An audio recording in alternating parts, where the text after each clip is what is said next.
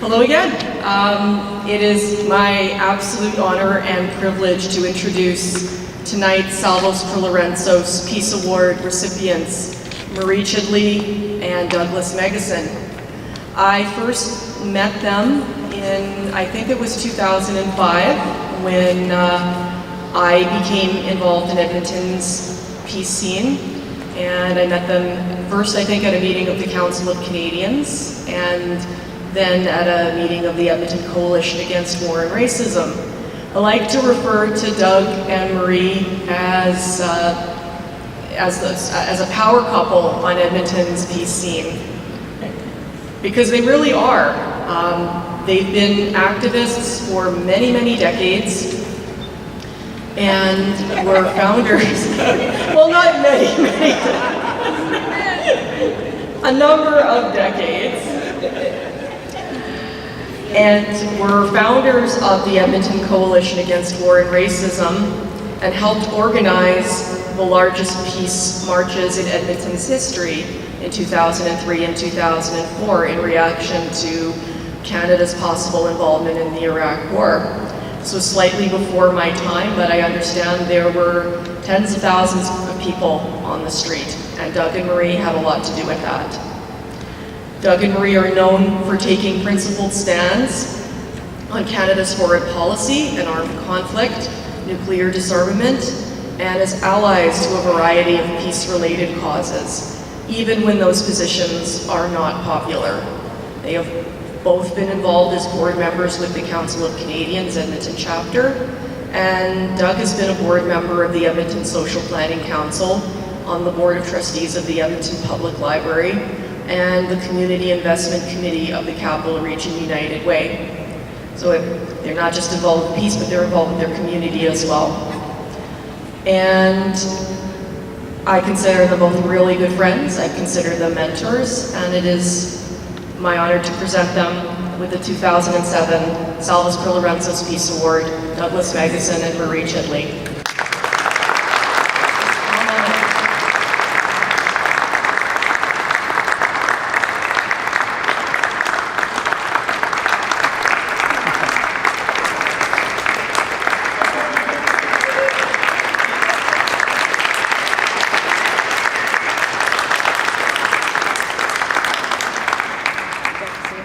Thank you, Paula.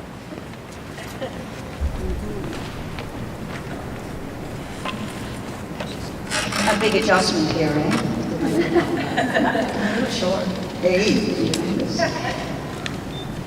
Thank you so much, everyone, for coming out with a nice turnout. Thank you, friends and supporters of the peace movement.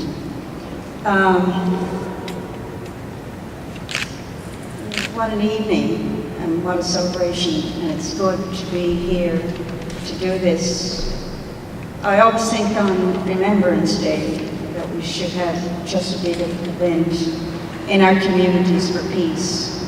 I got involved in a bit of controversy a few years ago regarding the white poppy, because I thought on a day of remembrance we should also remember, we should also work for peace. Thank you again for coming out. I just want to say a few words. I grew up in an output in Newfoundland, and I am a convent girl, school educated by the sisters. And when I was going to high school, I was very interested in world politics, and I was interested in global conflicts, where these countries are, and who was actually taking part in the conflicts, and what was it all about.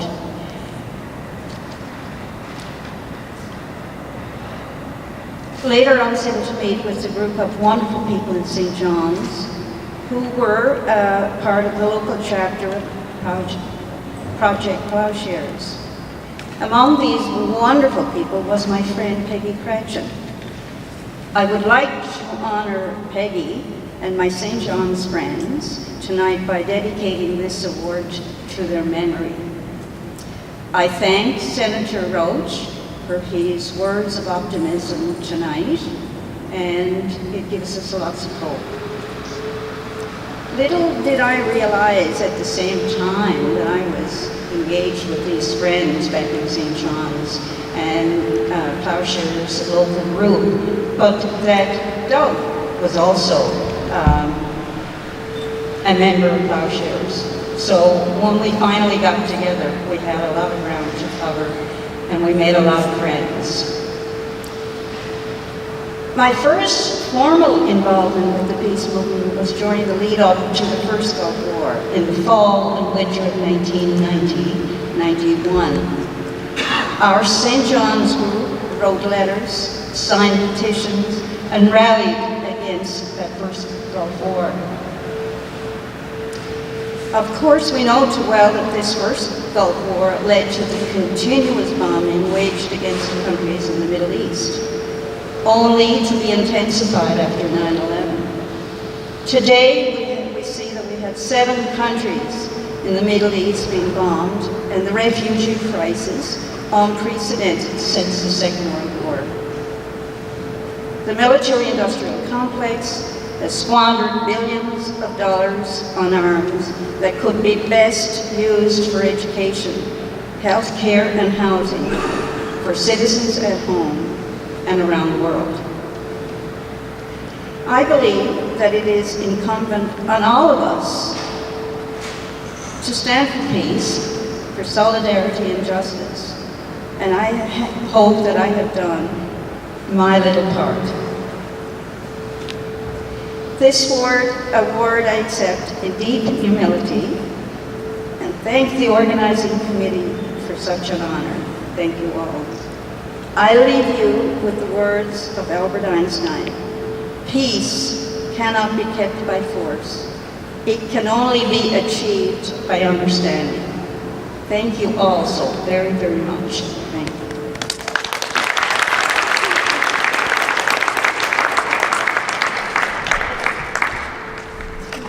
I echo Marie's words, of course, sisters, brothers, friends, and comrades. Before Marie, I was working... It wasn't before me. I like to think that I was working for peace, doing various things with Terry Morris and others here, Dave Troutman, Stuart Adams, whom I met later, and I remember in the development leading up really, in a sense, to this moment, having supper with Doug Roche in the 1970s when I was hanging around the Edmonton Cross-Cultural Learner Centre. Later, I lived in Halifax and worked with Doug Roche's sister, Marion, as we had very large demonstrations of the day to try and prevent the cruise and Pershing missiles from being established in Europe and the rest of the world. Later we had the huge demonstrations trying to stop Gulf War I, and we kept on going. I moved to Newfoundland in 1991, where I met Marie, not exactly through a Ploughshares meeting, but we were involved with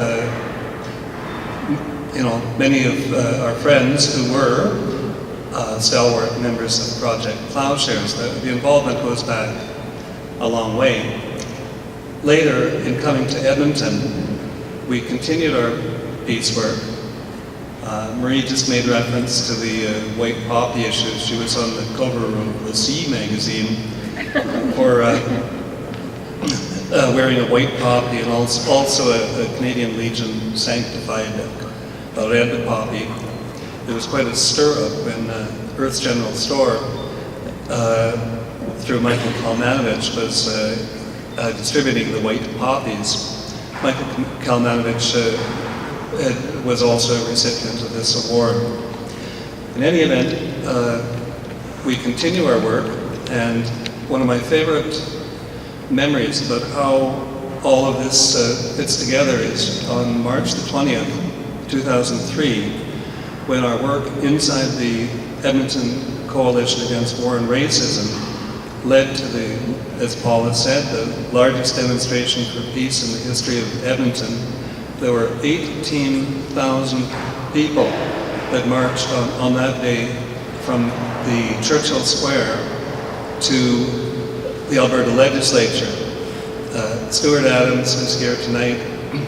Dave Troutman and I were doing our bit of organizing, riding a big truck that we had the sound system on. There were so many people that we, the organizers, we didn't know what to do until at a precipitate moment, Marie walked forward to the front of what was going to be the front of the demonstration, walked forward with Elaine Mariana and Brian Mason, now Minister of Transportation. And Marie goes,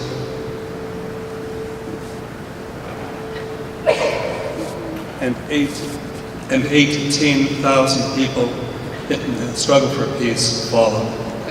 Thank you.